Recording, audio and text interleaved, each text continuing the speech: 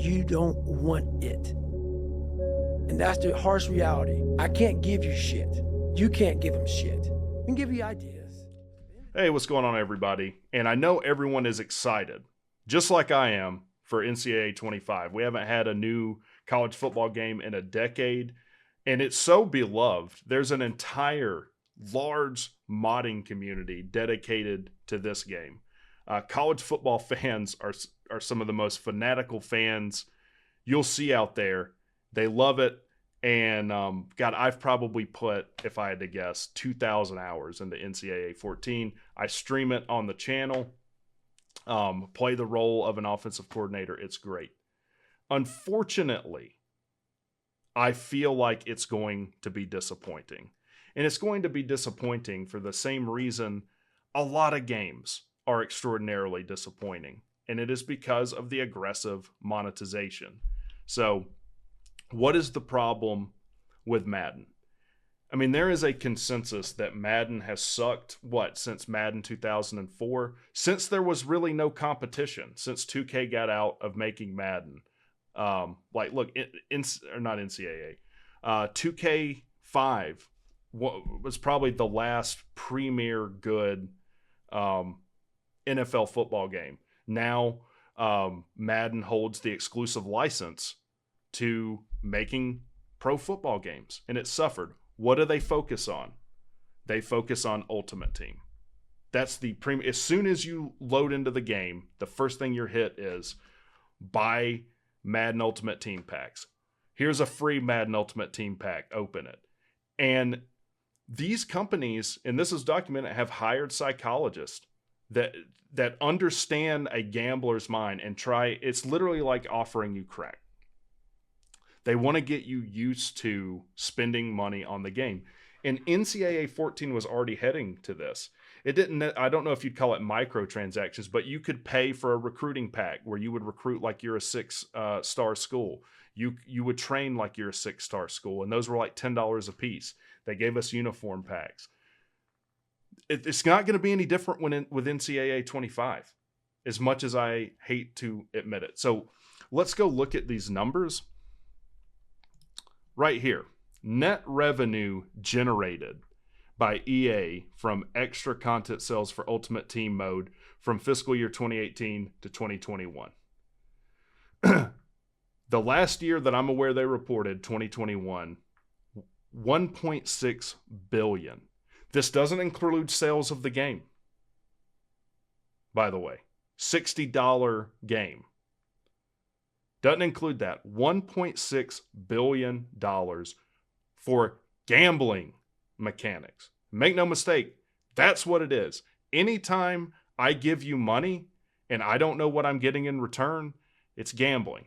That's another video for another time, though. This is where the vast majority of the money is being made in these games. These are publicly traded companies. They have investors. This is going to be the focus. It's the focus in Madden, and what suffers? Franchise mode. The game mode that football fans love.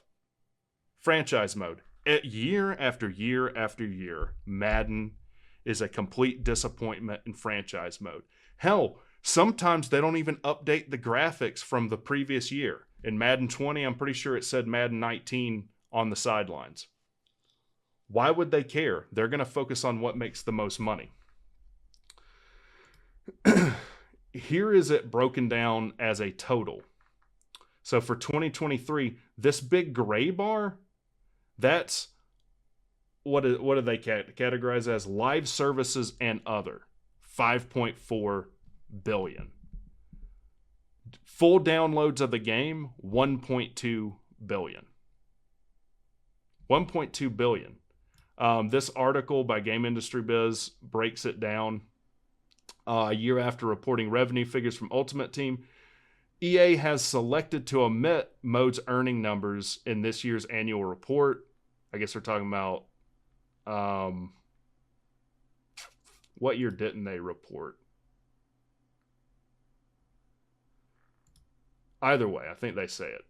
with the Security and Exchange Commissions. The company said that content bought for the mode is one of its most popular live services. Live services net revenue, particularly extra net content revenue, we're talking about Ultimate Team, has been material to our business, and we expect it to continue to be so. EA's fiscal year report for 2021 said that the mode generated $1.62 billion, making up basically 30% of its business. 30% of its business. So, this is what I think is going to happen with NCAA 25. We're all going to pre-order it. And look, pre-ordering is the dumbest thing ever. But people have been so yearning for a new college football game. We haven't had NCAA 14 came out on Xbox 360 and PS3. We've had a full generation of consoles come out between now and then. So I'm sure it will be successful. But what do we love as college football fans? Dynasty mode. Dynasty mode. Not only do I think there won't be as much focus to it as there needs to be. All the focus is going to be on an Ultimate Team component. And they said they're not going to use Madden engine. We'll see. We'll see. You know, people will be able to break down the code. I'm not sold on that they're not just going to reuse whatever engine they use for Madden, which is absolute ass, by the way.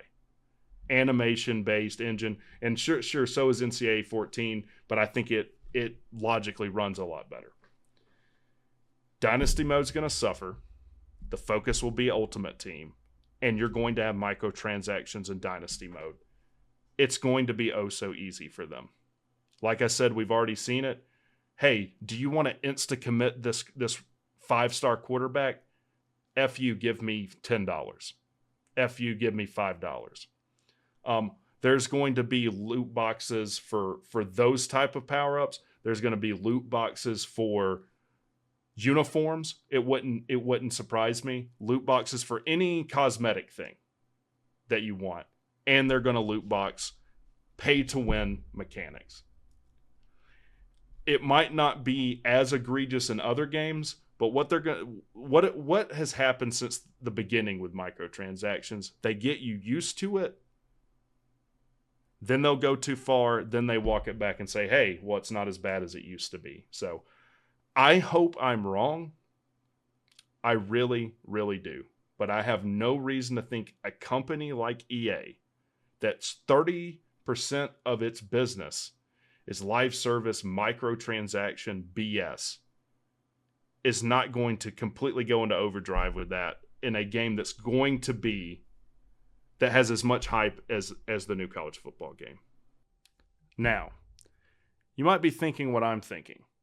Well, if that's true, we'll just fall back on college football revamped. By the way, shout out to those guys, what they've been able to do with a console game that you can play on PC now. And I own 2 copies of the game, so I don't feel bad about playing it on PC. There's a ton of tutorials out there if you wish to do that. Can't we just fall back on college football revamp? And to that I say, if you don't think EA will go full Nintendo on college football revamped, if they think that's what's happening, EA's not going to let a mod like college football revamped cut in to their profit margins for a new game.